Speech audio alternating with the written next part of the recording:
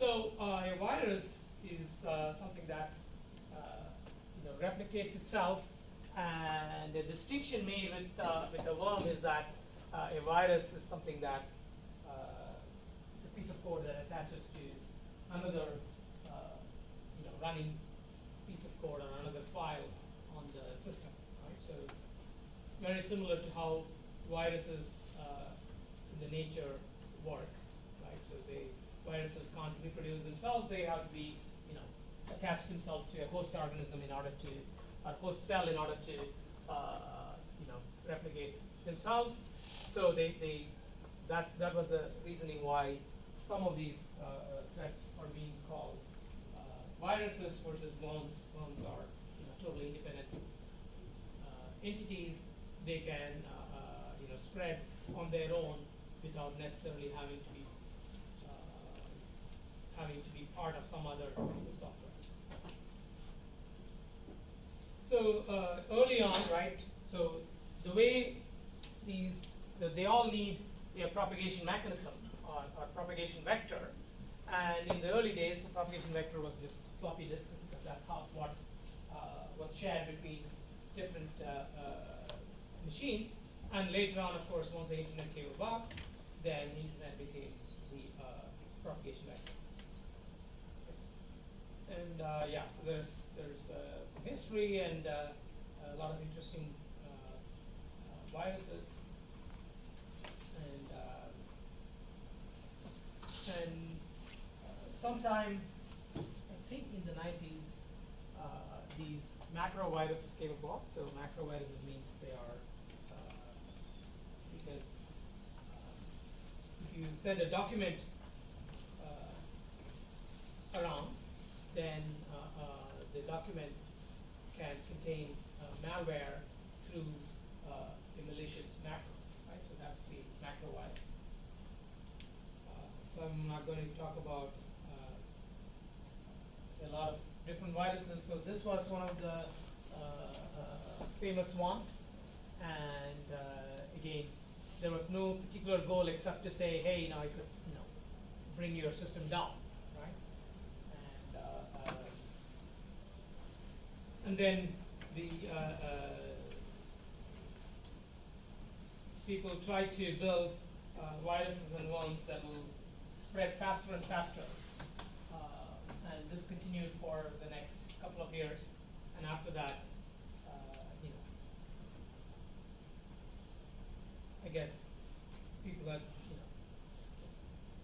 that trend lost its steam because there was really nothing to be gained, right? People were just trying to show off, and then obviously, if you try to show off, then you're breaking the law, and therefore you may be caught and sent to prison. So at some point, people would stop doing this unless they had really a lot of money to gain.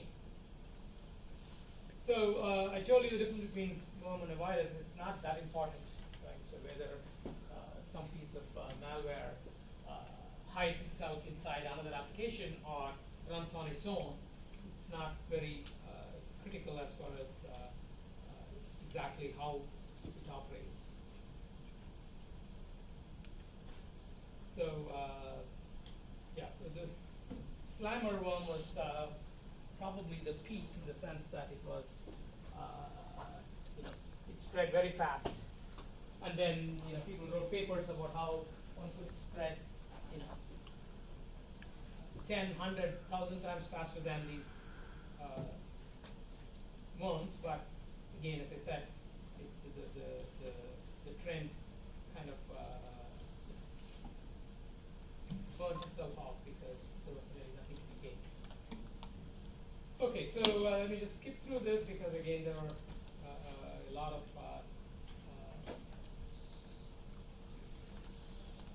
different worms, and this code red was kind of interesting because this was one of the first worms where it wasn't clear that this was done for bragging rights. Right? So people didn't do it just to show off. This had some malware that was really difficult to understand, and for a long time people didn't even know, and I'm not sure people ever really fully knew exactly what this thing did. And so basically what happened was that around the time, people realized that they could use these, you know, replicating, self-replicating malware to establish botnets. Right? So what are botnets? Botnets are, you know, collections of machines on which an attacker has installed malware, and these bots will connect to some command and control center periodically to get you know, commands from the attacker and then carry them out. Right? So you can use them to, let's say, attack you know, other systems on the network. Right? So people realize that the best way to create a botnet is by creating a worm which will spread itself, and then once it finds a vulnerable system, it can install itself on the vulnerable system and become, and then basically download all the botnet software and be available for the attacker to, you know, commandeer the system. Right? So this is the easiest way, because the attacker does not want to, you know, individually scan and find vulnerable systems. Whereas if you write a worm, the worm can you know, scan itself and spread. And so by utilizing parallelism, you can spread fast. You can you know, do a lot of search, and more importantly, it's because the attacker is not doing this directly. You know, there is some anonymity in how this is being done. Okay? Tracing it back to the attacker can be more difficult. But the problem was that if you do something that spreads, you know, very fast, then everybody notices it, and once they notice it, then they might go and clean up the malware infection, and then the attacker lost their bot, right? So as a result, after around 2003, what happened was that, you know, there are these, you know, these types of self-replicating malware, but they tend to be so slow and so sneaky that most of the time nobody detects them, and you know, that's sort of how you know, things have been proceeding since then.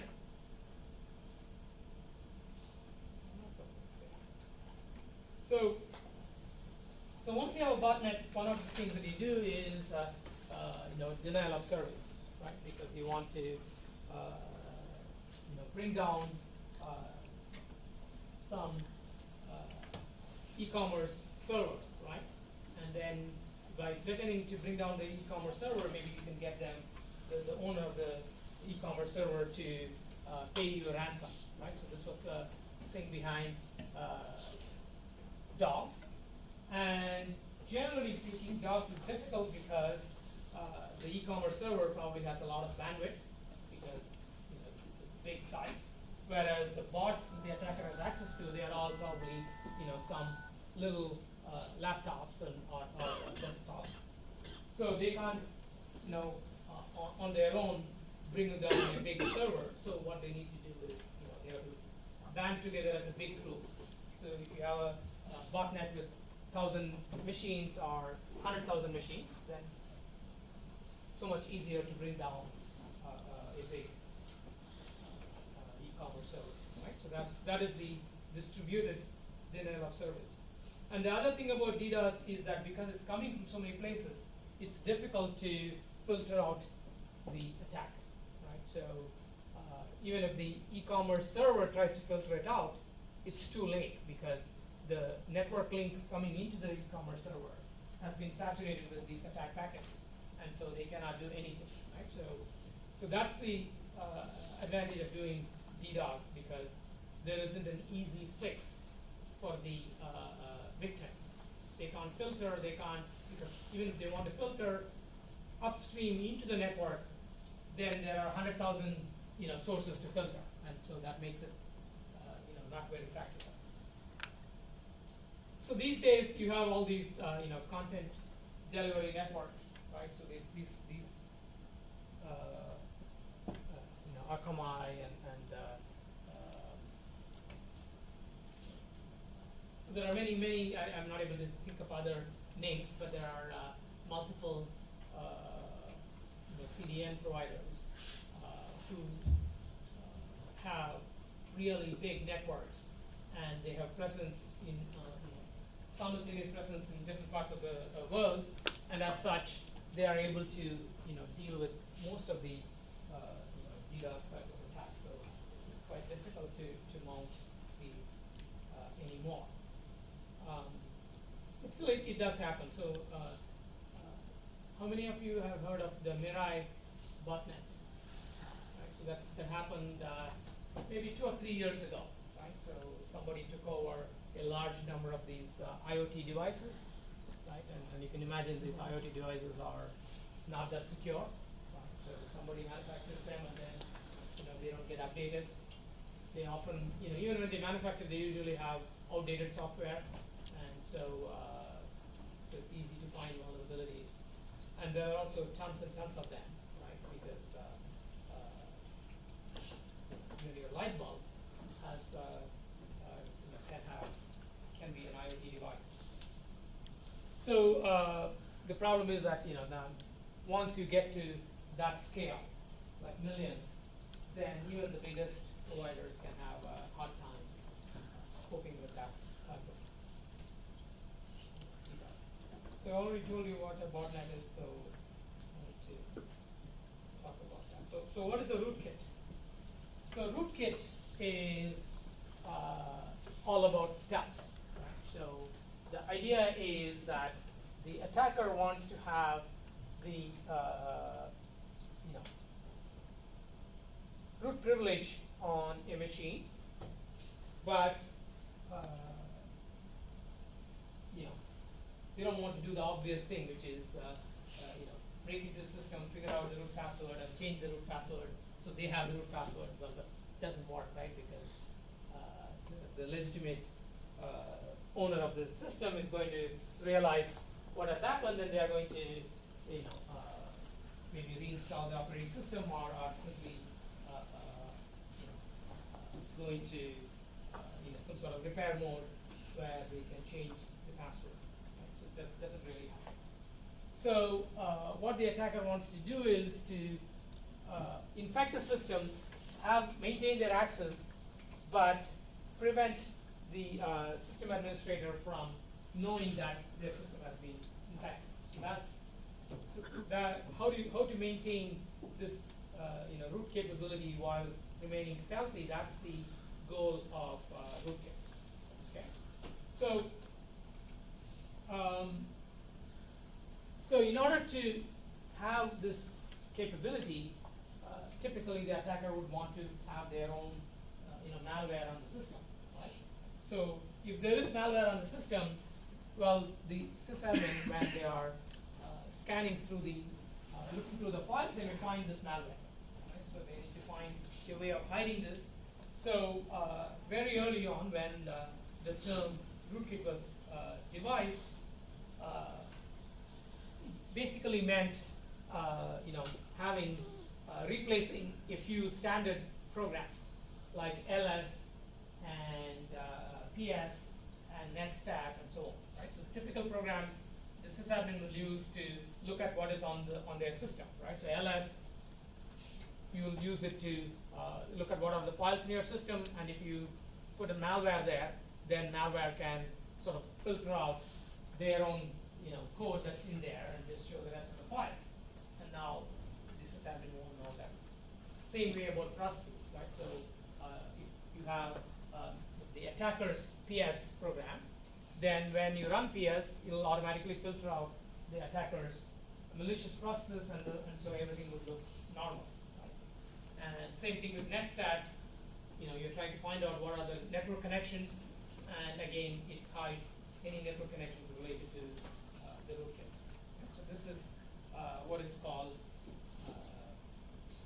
a rootkit, and what I described to you is called a user level rootkit, because all you did was to replace some commonly used user level programs. Right? Now, if the sysadmin is smart, they're not going to just use these, standard programs, right? So they might use, they may write a custom program that they use, and the attacker doesn't know what this custom program is, so they can't really, hide themselves. So then they went on to develop what are called, kernel rootkits. These are, the idea here is that the attacker gets root access, then changes the kernel to put their malware inside the kernel. And for instance, then what this malware can do is it can intercept all the system calls. So for instance, if you want to hide your file, then there is a system call for listing files or reading a directory. And what they can do is that they can have their malware, remove entries in this listing, even within the kernel. So even if they write a different program other than the standard ls to look at what is there on the system, they will still not be able to see what's going on. And same thing can be done for all the programs. So essentially, by moving your functionality into the kernel, you defeat the smarter sysadmin that's writing their own applications, right? So, and then of course there are ways to detect these kernel rootkits, but there is again no there cannot be a foolproof way, because the assumption here is that the attacker at some point gets root access, right? And once they get root access, they can take more and more measures that make it harder and harder for the sysadmin to figure out something happened, right? And the sysadmin figures out, okay, this is the technique that the attacker is using, I'm going to defeat that. Then the attacker is going to say, okay, I have been found, so now I'm going to use a more stealthy technique, and now the sysadmin won't be able to figure it out. So the attacker, because at some point they did get root access, they can always stay ahead of the sysadmin. So, so for instance, one of the techniques was to look at, a sysadmin could look at the scheduler queue within the operating system to check whether there is any, unusual, unusual task that's running on the operating system. And well, to prevent that, the attackers came up with a way of, not putting their task on this scheduler queue at all, and still managing to execute it somehow, right? So, so for instance, one easy way is you don't put it in any queue. What you do is you change the kernel so that in some event handler of the kernel, it just calls your malware, right? So it will call your malware, it will do the malware will do what it wants to do, control will go back to that event handler, and then all you'll be able to see at the top level is, well, usual tasks that you expect to see are still running and there's nothing else. And of course, then we have gradually gone on to, move the rootkit from the operating system to a virtual machine underneath or into the BIOS, right? So you can potentially infect the BIOS, and obviously once the BIOS is infected, then there's very nothing that you can do at the operating system level to detect or prevent this problem. Okay, and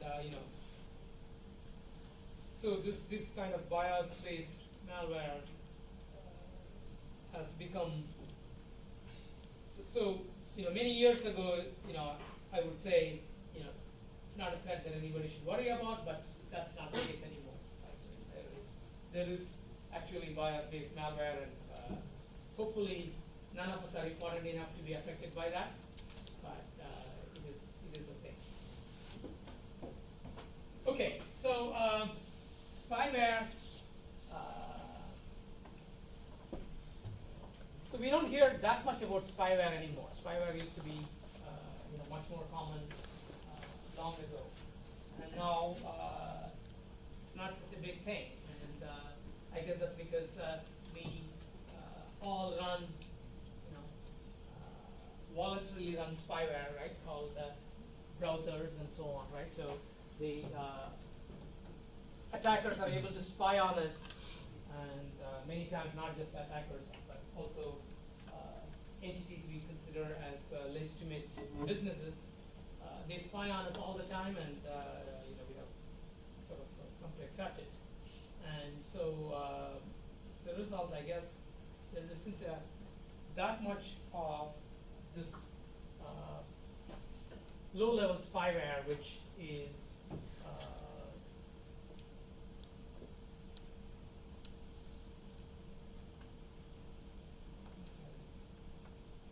okay. So.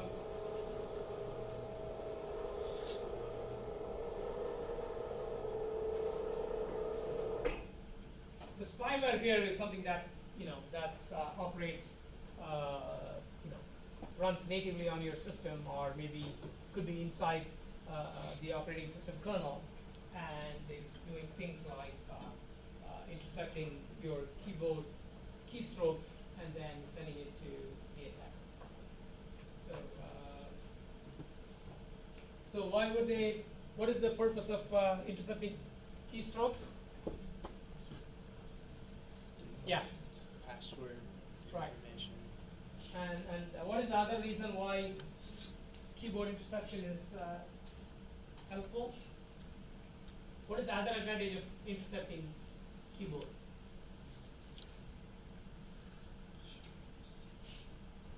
We type slow, right? The data rate that the attacker needs to deal with is very, very slow, right, as compared to anything else, right? So we talk about megabit rate being slow for network access, but when you think about typing, you're probably talking about a few characters per second, right? So we are talking about 50 bits a second at most. Right? So it's a very, very manageable data rate. So spying on keyboards is sort of very, very useful. And again, second point you pointed out is that the most important things are coming through the keyboard, like your password, and then once the attacker steals the password, then they can do anything. That sort of gives them the ability to do pretty much anything with your privilege. So yeah, you all know about spam, so we don't have to talk about it. Yeah, spam has been going up and down, and so it doesn't. So obviously, most of us use